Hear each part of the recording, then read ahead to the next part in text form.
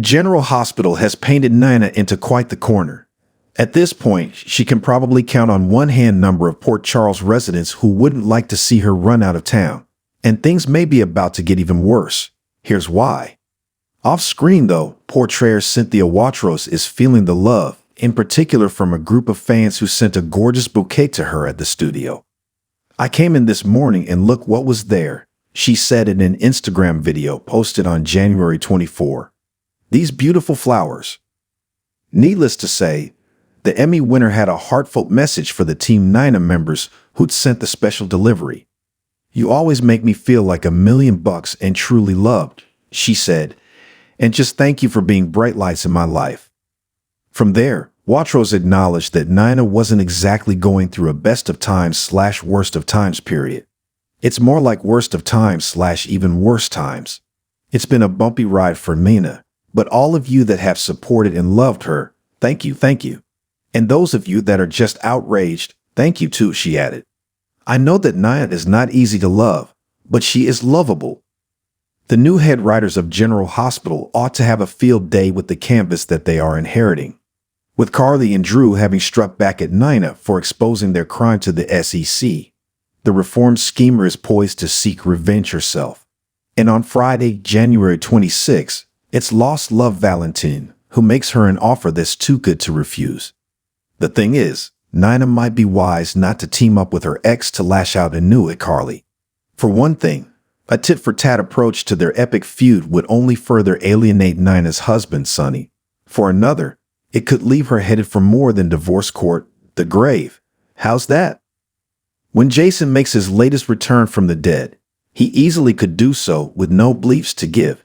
He's fought the Grim Reaper repeatedly and won. So if Nina is presenting a problem to boss man bestie Sonny and Jason's former sorta wife Carly, Stone Cold could see fit to solve it permanently. Heaven Hell knows that the hitman has it in him.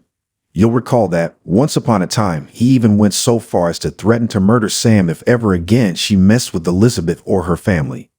If he could issue such a warning to the love of his life, he could certainly see it through with an acquaintance who has been nothing but trouble for the Corinthoses. At the Savoy, an upset Ned in front of Michael tells Carly, "I'll tell you exactly why Drew was sent to Pentonville." Will Ned tell her that Nina turned them in to the SEC and Michael has known about it? Or will he remind her it's because Carly and Drew committed a crime? So far, he hasn't outed Nina, mainly because Michael kept him placated by giving him temporary control of his ELQ voting shares.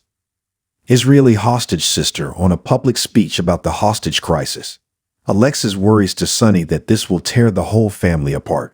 Is she not as accepting of Christina acting as Molly's surrogate and egg donor as she has tried to present herself as? Or is something else going on? Nina knows that if anyone tells Sonny the truth, it should be her. However, someone else knows her secret, and she may not even realize it after Cyrus slipped into the church confessional to hear her purge herself of her sins. And why is Lois taking Sonny aside at the Metro Court and telling him, "You have a right to know what's going on"? Given Ned told Olivia it was Nina who turned Carly and Drew in, could she have told her Bensonhurst BFF? Read the General Hospital spoilers to find out who Esme visits and what she has to be worried about. After learning Nicholas took Ace, Esme turned to Cyrus and even Ava for help, but realized she was all alone in this fight. She wasn't, though, as Laura was appalled that Spencer handed his brother over to Nicholas and called Dan for help.